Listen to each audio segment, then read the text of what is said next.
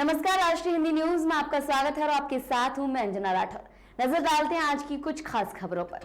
बलिया के मनेर में कहासुनी को लेकर हुए विवाद में दो पक्षों में खूनी संघर्ष हो गया, जिसमें 3 लोग घायल हो गए। बताया जा रहा है कि एक ही परिवार के पिता और 3 बेटों के दूसरे पक्ष के युवक से किसी बात को लेकर कहासुनी हो गई।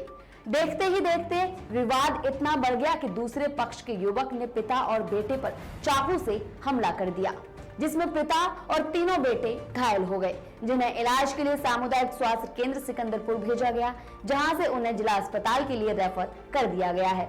वहीं घटना की सूचना मिलते ही पुलिस मौके पर पहुंची और आरोपी युवक को गिरफ्तार कर लिया। वहीं घटना की सूचना के बाद एडिशनल एसपी दुर्गा प्रसाद तिवारी और सीओ बांसडीह राजेश तिवारी, एसएचओ मनेर कमलेश कुमार पटेल ने भी मौके पर निरीक्षण किया और क्षेत्र में तनाव को देखते हुए पुलिस फोर्स तैनात कर दी। फिलहाल पुलिस पीड़ितों की तहरीर के आधार पर मुकदमा दर्ज कर आगे की कार्रवाई में जुट गई है। अगली खबर बलिया से है, जहां मनेर में बीजेपी विधायक श्रीमती केतकी सिंह ने सामुदायिक स्वास्थ्य केंद्र का उद्घाटन किया। इस दौरान बीजेपी विधायक ने लोगों से संबोधित किया और उनसे बात की। अपनी बात को रखते हुए उन्होंने इसका श्रेय जनता को दिया और कहा कि आपके वोट की ताकत और आप लोगों की बदौलत ये अस्पताल का उद्घाटन किया जा सका है। आपको बता दें कि इस अस्पताल की आधारशिला 2008 में रखी गई थी, जो 2013 में बनकर तैयार हो गया था, लेकिन 9 साल बीत जाने के बाद भी ये सामुदायिक स्वास्थ्य केंद्र चालू नहीं हो सका, जिसकी वजह इस विधानसभा के पूर्व नेता को बताया जा रहा है। आपको बता दें कि इस उद्घाटन के मौके पर डॉक्टरों की टीम, प्रभारी चिकित्सा अधिकारी मनेर डॉक्टर सहाबुद्दीन के नेतृत्व में खंड विकास अधिकारी कमलेश यादव, टीपीएम विपिन बिहारी सिंह, अशोक कुमार सिंह समेत तमाम लोग मौजूद रहे। झारखंड के रांची में शुक्रवार को उपद्रव के दौरान गोली लगने से जख्मी 2 लोगों की शनिवार को इलाज के दौरान मौत हो गई। राजेंद्र आयुर्विज्ञान संस्थान ने दोनों लोगों की मौत की पुष्टि की है। वहीं अभी 8 जख्मी लोगों का इलाज चल रहा है। मालूम हो को पैगंबर मोहम्मद को लेकर नुपुर शर्मा की आपत्तिजनक टिप्पणी के बाद शुक्रवार को लोग सड़कों पर उतर आए थे। मेन रोड इलाके में मुस्लिम समुदाय के लोगों ने जुलूस निकालकर नुपुर शर्मा के खिलाफ जमकर नारेबाजी की थी, पुतला भी जलाया था। इसके बाद देखते ही देखते प्रदर्शन हिंसक हो गया। विरोध प्रदर्शन उग्र होने के बाद पुलिस ने भीड़ को तितर-बितर करने के लिए लाठीचार्ज किया और हवाई फायरिंग की। इस दौरान भीड़ ने भी जमकर पत्थरबाजी की। इसमें कई पुलिसकर्मी भी घायल हुए हैं। बहरहाल पुलिस ने भीड़ पर काबू पा लिया है। वहीं प्रदर्शन के हिंसक होने के बाद प्रशासन ने पहले रांची शहर के कुछ इलाकों में कर्फ्यू लगाया था, जिसके बाद में पूरे शहर में कर्फ्यू लगाया गया है। वहीं कर्फ्यू के बाद हिंसा वाली जगहों पर कुछ लोगों ने हनुमान चालीसा का पाठ किया। इस घटना के बाद झारखंड के मुख्यमंत्री हेमंत सोरेन ने लोगों से अपील की है कि ऐसी किसी भी गतिविधि में भाग ना लें और इससे परहेज करें। उन्होंने आगे कहा कि मुझे अचानक इस चिंताजनक घटना के बारे में जानकारी मिली। झारखंड की जनता हमेशा से बहुत संवेदनशील और सहनशील रही है, घबराने की जरूरत नहीं है। मैं सभी से अपील करता हूं कि ऐसी किसी भी गतिविधि में भाग न लेने से परहेज करें, जिससे इस तरह के और अपराध हों। उत्तर प्रदेश के मुख्यमंत्री योगी आदित्यनाथ और बीजेपी के राष्ट्रीय अध्यक्ष जेपी नड्डा ने शुक्रवार को दोपहर बाद गोरखपुर के सर्किट हाउस में ब्राजील डेफ ओलंपिक में स्वर्ण पदक जीतने वाली आदित्य यादव का सम्मान किया। आदित्य को रैकेट और वस्त्र प्रदान किया गया। वहीं आदित्य के साथ ही उनके पिता दिग्विजय नाथ यादव, बड़े पिता रेणुचंद और कोच संजीत प्रधान को अंगवस्त्र उड़ाकर सम्मानित किया गया। साथ ही सीएम योगी ने दिग्विजय नाथ से आदित्य के सभी प्रपत्र भी मांगे हैं। आपको बता दें कि सीएम योगी बीजेपी की क्षेत्रीय कार्यालय के लोकार्पण कार्यालय और गरीब कल्याण मेले के बाद सर्किट हाउस पहुंचे थे। वहीं बीजेपी के राष्ट्रीय अध्यक्ष ने आदित्य और उनके परिजनों को सर्किट हाउस में आमंत्रित किया। उन्होंने सबसे पहले आदित्य को रैकेट प्रदान किया और अंगवस्त्र उड़ाया। मुख्यमंत्री ने आदित्य से गोल्ड मेडल दिखाने को कहा। आदित्य ने खुशी खुशी अपना गोल्ड मेडल दिखाया। हाथ में लेकर गोल्ड मेडल देखते हुए मुख्यमंत्री काफी प्रसन्न नजर आए। दोनों नेताओं ने आदित्य को आशीर्वाद देते हुए उनके उज्जवल भविष्य की कामना की। सीएम ने कहा कि आदित्य ने पूरे देश का नाम रोशन किया है, वो अपने खेल पर ऐसे ही ध्यान देती रहे, सरकार उनके साथ है। 4 राज्यों की 16 राज्यसभा सीटों पर हुई वोटिंग की मतगणना शनिवार तड़के तक चलती रही। सबसे आखिर में महाराष्ट्र के नतीजे आए। यहां भाजपा 3 सीटों पर जीत दर्ज करने में कामयाब रही, तो वहीं 3 सीटों पर महाविकास अघाड़ी ने भी जीत दर्ज की है। महाराष्ट्र के अलावा हरियाणा के नतीजों में भी काफी देरी हुई। यहां कांग्रेस को जोरदार झटका लगा और पार्टी के उम्मीदवार अजय माकन को हार का सामना करना पड़ा। हरियाणा में भाजपा के कृष्णलाल पंवार तो वहीं निर्दलीय प्रत्याशी कार्तिकेय शर्मा ने जीत दर्ज की। महाराष्ट्र की बात करें तो केंद्रीय मंत्री और भाजपा उम्मीदवार पीयूष गोयल 48 वोट हासिल करने में कामयाब रहे। इसके अलावा बीजेपी के एक और उम्मीदवार अनिल बोंडे ने 48 वोट के साथ जीत दर्ज की। इसके साथ ही भाजपा के धनंजय महादिक को 41.58 वोट मिले। वहीं एनसीपी के प्रफुल्ल पटेल को 43 वोट मिले और शिवसेना की तरफ से राज्यसभा उम्मीदवार संजय राउत ने भी 41 वोटों के साथ जीत दर्ज की। शिवसेना के संजय पवार को 39.26 वोट मिले और उन्हें हार का सामना करना पड़ा। कांग्रेस की तरफ से उम्मीदवार बनाए गए इमरान प्रतापगढ़ी 44 वोट हासिल कर जीत गए। बता दें कि महाराष्ट्र की 6 सीटों पर 7 उम्मीदवार थे। छठी सीट के लिए शिवसेना के संजय पवार और बीजेपी के धनंजय महादिक में मुकाबला कांटे का था। मुख्यमंत्री उद्धव ठाकरे के लिए ये प्रतिष्ठा की लड़ाई थी, लेकिन वो अपने उम्मीदवार जिताने में नाकाम रहे। आपको बता दें कि नतीजे से पहले दोनों खेमों में जबरदस्त खींचतान देखी गई। कांग्रेस से चुनाव आयोग की बीजेपी विधायक सुधीर मुनगंटीवार और निर्दलीय रवि राणा का वोट रद्द करने की मांग की, तो बीजेपी ने एनसीपी के जितेंद्र अवहाड़, कांग्रेस की यशोमती ठाकुर और शिवसेना के सुहास कांदे की वोटिंग रद्द करने की मांग की। लेकिन चुनाव आयोग ने सिर्फ सुहास कांदे के वोट को ही रद्द किया। आधी रात को करीब 1 बजे दोबारा वोटों की गिनती शुरू हुई। सुबह जब नतीजे आए तो बीजेपी के खेमे में खुशी थी और शिवसेना के खेमे में निराशा था। अब बात हरियाणा की करते हैं। राज्यसभा चुनाव में एक वोट 100 के बराबर माना जाता है। चुनाव आयोग ने कांग्रेस का एक वोट रद्द कर दिया था, इसीलिए यहां 88 वोट बचे थे, यानी 8,800 वोट जीत के लिए 2,934 वोट चाहिए थे। भाजपा के कृष्णलाल पंवार की जीत के बाद 66 वोट बच गए, जो कार्तिकेय को ट्रांसफर कर दिए गए। कांग्रेस का एक वोट अवैध होने के कारण पूरी बाजी पलट गई। वहीं राजस्थान में कांग्रेस अपनी तीनों सीट जीतने में कामयाब रही।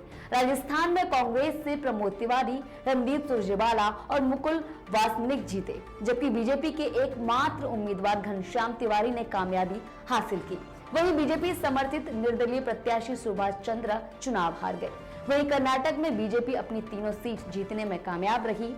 बीजेपी से निर्मला सीतारमण, जगनेश और लहर सिरोहा चुनाव जीते, जबकि कांग्रेस से जयराम रमेश ने जीत हासिल की। जम्मू कश्मीर के कुलगांव में आतंकियों के साथ सुरक्षा बलों का एनकाउंटर चल रहा है। बताया जा रहा है कि इसमें अब तक एक आतंकी को मार गिराया गया है। मारा गया आतंकी हिजबुल मुजाहिदीन का बताया जा रहा है। जानकारी के अनुसार देर रात सुरक्षा बलों ने यह ऑपरेशन शुरू किया था, जिसके बाद छिपे हुए एक आतंकी को ढेर किया गया। फिलहाल अन्य आतंकियों की तलाश की जा रही है। बता दें कि अमरनाथ यात्रा को देखते हुए पूरे जम्मू कश्मीर में सुरक्षा व्यवस्था काफी कड़ी की गई है। इसके लिए कई अतिरिक्त सुरक्षा बलों की कंपनियां तैनात की गई हैं। इसके बीच हाल ही में हुई टारगेट किलिंग की सुरक्षा बलों के लिए एक बड़ी चुनौती बनी हुई है। ऐसे तमाम आतंकियों को ठिकाने लगाने के लिए अब सेना लगातार ऑपरेशन चला रही है। पूर्व बीजेपी नेता नुपुर शर्मा के बयान के खिलाफ सहारनपुर की जामा मस्जिद में जुम्मे की नमाज के बाद हजारों की संख्या में लोगों ने प्रदर्शन किया। प्रदर्शनकारी शहर के नेहरू मार्केट, प्रताप मार्केट से होते हुए घंटाघर पहुंचे और शहर के मुख्य चौराहे घंटाघर पर प्रदर्शनकारियों ने जाम लगा दिया। वहीं प्रदर्शनकारियों को रोकने के लिए आईजी प्रतिंदर और कमिश्नर समेत तमाम अधिकारी मौके पर रहे और प्रदर्शनकारियों को समझाने बुझाने का प्रयास किया गया।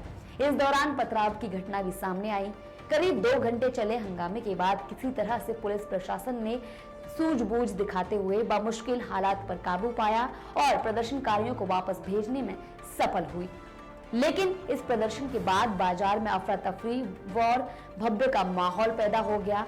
बाजार बंद हो गए। बाजार में हुई इस अफरा तफरी और पथराव के बाद व्यापारियों में काफी रोष था, जिसको लेकर व्यापारियों ने अधिकारियों का घेराव किया और उनको अपनी आंख बीती भी बताई। एक व्यापारी ने आरोप लगाया कि प्रदर्शनकारी जब वापस लौट रहे थे तो उन्होंने दुकानों पर पथराव किया और दुकान के बाहर रखा गया सामान भी लूट लिया। वहीं दूसरी ओर देवबंद में जिलाधिकारी और एसएसपी मौके पर मौजूद रहे, लेकिन जिलाधिकारी और एसएसपी के निकलते ही देवबंद में भी प्रदर्शनकारियों ने प्रदर्शन शुरू कर दिया। वहीं इस मामले में अब तक कुल 45 प्रदर्शनकारियों को गिरफ्तार कर लिया गया है। इस हंगामे के बाद जिलाधिकारी सहारनपुर अखिलेश कुमार ने कहा कि आज जिस तरह से माहौल खराब करने की कोशिश की गई है, जिसे कतई बर्दाश्त नहीं किया जाएगा और प्रदर्शनकारियों के खिलाफ सख्त कार्रवाई की जाएगी। पंजाब में इन दिनों बदमाश बेखौफ हो गए हैं, जो लगातार पंजाब सरकार के लॉ एंड ऑर्डर का माहौल उड़ाते देखे जा रहे हैं। हाल ही में पंजाब के मोहाली के डेरा बस्ती में कानून से बेखौफ बदमाशों ने दिन दहाड़े एक प्रॉपर्टी डीलर से 1 करोड़ की लूट की वारदात को अंजाम दिया है। घटना प्रॉपर्टी डीलर के ऑफिस में हुई है, जिसका वीडियो सीसीटीवी में रिकॉर्ड हो गया है। सीसीटीवी फुटेज के अनुसार लुटेरे अपना मुंह ढककर प्रॉपर्टी डीलर के ऑफिस में दाखिल हुए और चंद ही मिनटों में 1 करोड़ की बड़ी रकम लूटकर फरार हो गए। ये बदमाश यही नहीं रुके। जब इन लुटेरों को एक फल बेचने वाले ने रोकने की कोशिश की तो उस पर इन लुटेरों ने गोली चला दी, जिस दौरान चली 2 गोलियों में से एक फल बेचने वाले के पेट में लगी और दूसरी उसके सिर में जा लगी, जिससे गंभीर हालत में पहले डेराबस्ती के अस्पताल में भर्ती कराया गया, जहां से उसे पीजीआई रेफर किया गया है, जहां उसका इलाज भी किया जा रहा है। पुलिस के मुताबिक इसकी हालत खतरे से बाहर बताई जा रही है। वहीं इस मामले में पीड़ित प्रॉपर्टी डीलर का कहना है कि शुक्रवार सुबह करीब 11 बजे ये लोग उसके ऑफिस में एक जमीन की डील के संबंध में आए और रिवॉल्वर निकालकर 1 करोड़ की लूट कर फरार हो गए। जिनसे डील हो रही थी वो पंजाब के जीरा के रहने वाले थे और उसने ही बंदे भेजे थे। उसका सियासी रसूख काफी है। मामले में एसएसपी मोहाली विवेकशील सोनी ने बताया कि इस वारदात में मोहाली पुलिस ने तुरंत कार्रवाई करते हुए कुछ आरोपियों को हिरासत में लिया है और जल्द ही मुख्य आरोपी तक भी हम पहुंच जाएंगे। देश के कई राज्यों में शुक्रवार के दिन जुमे की नमाज अदा करने के बाद लोगों ने नारेबाजी और पथराव किए, जिस कारण कई जगहों पर पुलिस के साथ मारपीट के अलावा आगजनी भी की गई। फिलहाल इसे लेकर गृह मंत्रालय ने राज्यों और केंद्र शासित प्रदेशों के पुलिस प्रमुखों को सतर्क करने के निर्देश दिए हैं।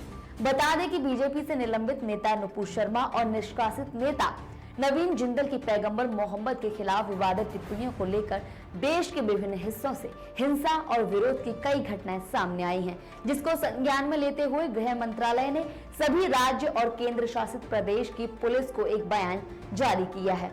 गृह मंत्रालय के एक वरिष्ठ अधिकारी ने जानकारी दी है कि उन्होंने सभी राज्यों और केंद्र शासित प्रदेशों की पुलिस को अलर्ट पर भेजा है।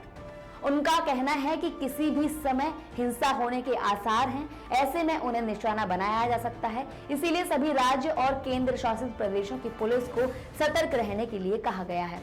वरिष्ठ अधिकारी के अनुसार देश की शांति भंग करने के लिए जानबूझकर प्रयास किए जा रहे हैं। आगे भी ऐसा किया जाए, उससे पहले हमारी पुलिस और जरूरत पड़ने पर अर्धसैनिक बल को भी अलर्ट मोड पर रहने की आवश्यकता होगी। किसी भी अनहोनी का मुकाबला होने के लिए तैनात पुलिस कर्मियों को कानून व्यवस्था की स्थिति बनाए रखने के लिए उचित दंगा गियर में रहने के आदेश दिए गए हैं। उनका कहना है कि राज्यों में किसी भी तरह के भड़काऊ भाषण देने वाले तत्वों पर नजर रखने के लिए कई निर्देश जारी किए गए हैं। साथ ही हिंसा के लाइव वीडियो और भड़काऊ पोस्ट को पोस्ट करने वालों की पहचान करने और उनके खिलाफ आवश्यक कार्रवाई करने के लिए राज्य पुलिस को निर्देश दिए हैं। कानपुर में शुक्रवार को डीएम नेहा जैन और एसपी स्विपलन ममगाई ने विकास दुबे के परिजनों पर बड़ी कार्रवाई की है। यहां विकास दुबे के बेटे राम कुमार दुबे द्वारा अवैध धन अर्जित कर शिवली क्षेत्र में संपत्ति पर कब्जा किया गया था। पुलिस ने इस अवैध कब्जे की 10,25,88,910 रुपए की संपत्ति को जब्त कर लिया है। राजस्व टीम के साथ ही डीएम नेहा जैन और एसपी ममगाई की ये अब तक की सबसे बड़ी कार्रवाई है। इसके अलावा विकास दुबे की बहन चंद्रकांति उर्फ चंद्रप्रभा की शिवली क्षेत्र में लगभग 80,25,000 रुपए की अवैध संपत्ति सील कर ली गई है। वहीं दुर्दांत अपराधी विकास दुबे के जीजा दिनेश कुमार तिवारी की शिवली क्षेत्र में लगभग 7,65,000 रुपए की अवैध संपत्ति को कुर्क किया गया है। डीएम नेहा जैन और एसपी मबगाई द्वारा विकास दुबे के परिजनों पर एक्शन में करीब 11,13,78,910 रुपए की अवैध संपत्ति को कुर्क किया गया है। बागपत पहुंचे यूपी के वित्त और संसदीय कार्य मंत्री सुरेश राणा ने शुक्रवार को जिला अस्पताल का निरीक्षण किया। यहां उन्होंने जो भी खामियां मिली उन्हें दुरुस्त करने के निर्देश दिए। वहीं अस्पताल में मरीजों से बातचीत करते हुए फीडबैक लिया। एक मरीज ने अस्पताल से बाहर से दवाई लाने की बात पर मंत्री ने नाराजगी जताई और बाद में मंत्री को वो दवाई अस्पताल के स्टोर में ही मिली। इस दौरान टूटी कुर्सी पर भी मंत्री नाराज हुए। सुरेश खन्ना ने अधिकारियों के साथ कानून और विकास कार्यों की भी समीक्षा की। दिल्ली के मेहरौली में कोविड वैक्सीन लोन के लिए आवेदन करने पर एक आदमी को कम से कम 4,000 रुपए का नुकसान हो जाता है। मेहरौली निवासी रोहन कपूर को एक एसएमएस मिलता है जिसमें उन्हें कोविड की तीसरी डोज के लिए लोन और एलिजिबिलिटी चेक करने के लिए एक लिंक के बारे में बताया गया था। रोहन ने जैसे ही लिंक पर क्लिक किया वो ऐप फोन में इंस्टॉल हो गया, जिसके बाद रोहन ने ऐप पर अपना पैन कार्ड, आधार कार्ड डिटेल अपलोड किया। स्पेशल सेल के अधिकारी ने कहा कि 28 मई को दिल्ली के मेहरौली निवासी की शिकायत के आधार पर एक प्राथमिकी दर्ज की गई है, जिससे कथित तौर पर कोविड की तीसरी डोज के लिए लोन आवेदन करने के बाद जबरन पैसे मांगे जा रहे थे। प्राथमिकी भारतीय दंड संहिता की धारा 420 यानी धोखाधड़ी, 384 यानी जबरन वसूली, 468 यानी धोखाधड़ी के लिए जालसाज, वहीं 471 यानी कि जाली दस्तावेज का उपयोग करने के तहत कार्रवाई दर्ज की गई थी। रोहन के अनुसार 4,200 रुपए का लोन मिलने के 4 दिन बाद उससे कथित तौर पर लोन के 3 गुना पैसे की मांग करने के लिए धमकी भरे कॉल आने लगी। फोन पर उसे कहा गया कि अगर पैसे नहीं भेजे गए तो उसकी मॉफ्ट न्यूड पिक्चर्स उसके कॉन्टैक्ट नंबरों को भेज दी जाएगी। वहीं पता चला है कि उसके कुछ जानने वालों को ऐसी तस्वीरें भी भेजी गई हैं। रोहन द्वारा पैसे वापस करने के बाद भी कॉल आ रही थी। दरअसल अधिकारियों का कहना है कि national cyber crime reporting portal के माध्यम से धोखाधड़ी वाले ऐप पर 45 अन्य शिकायतें भी दर्ज की गई हैं।